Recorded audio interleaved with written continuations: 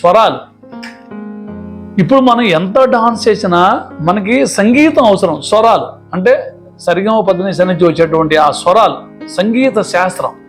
అంటే అందువలన మనం చెప్తారు మన ప్రతి దాంట్లో కూడా మన సంగీతం ఇంపార్టెంట్. ఇప్పుడు మనకు ఒక పాట పాడారు, శివుడు తాండవం ఆడాను అంటే శివుడు తాండవము చేసేనమ్మ కైలాసగిరిపై పాడాం కదా.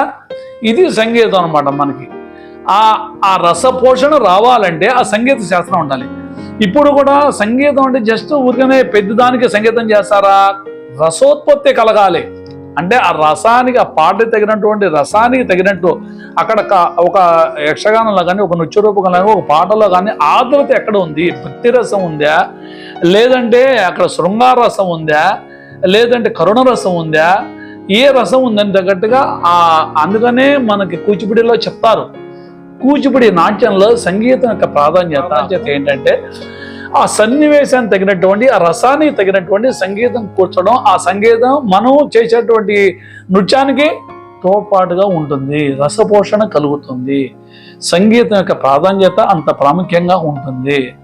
లేదంటే సంగీతం లేకపోతే ఇంకేముంటుంది? పాఠ్యం ఒకటి ఉంటుంది. పాఠ్యం ఉంటే అవుతుందా? పాఠ్యానికి రాదు కదా.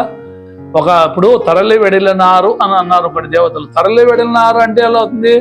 దాన్ని పాడాలిగా. పాట తరలి వెడలినారు అనాలి కదా. అది ఆ సంగీతం యొక్క ప్రాధాన్యత. సంగీతం యొక్క ప్రాధాన్యత కాకుండా సంగీతం సన్నివేశానికి తగినటువంటి రసపోషణ కూడా చాలా చాలా ముఖ్యం అన్నమాట.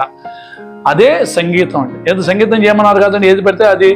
అంటే ఇప్పుడు శ్రీమద్రత్నాకర పుత్రిక ముఖారవింద ఉన్నా అనుకోండి, మనం ఏం చేసుకుంటే అరబీ రాగంలో ఆ సత్యభామ లేఖ ఎలా రాసింది అలా తగినట్టుగా మన పూర్వీకులు అన్ని కూడా చాలా జాగ్రత్తగా కూర్చారు. మనం కొత్తగా చేసుకునే కూడా దాన్ని బేస్ చేసుకుని వాళ్ళందరూ కూడా ఇంత అద్భుతంగా రాశారు కాబట్టి, ఇంత అద్భుతంగా చేశారు కాబట్టి మనం కూడా సంగీతం యొక్క ప్రాధాన్యత తెలుసుకొని మనం కూడా మనం చేయించేటప్పుడు కానీ, మనం నేర్చుకునేటప్పుడు కానీ, ఆ సన్నివేశాన్ని ఎవరికైనా చెప్పినప్పుడు కానీ, శిష్యులకి చెప్తున్నప్పుడు కానీ, గురువులకు చెప్తున్నప్పుడు కానీ, అలాగే ప్రజలకు చెప్తున్నప్పుడు కానీ దాని ప్రాధాన్యత కొంచెం వివరించాల్సినటువంటి పని మనకి ఉన్నది ఒక గురువుగా.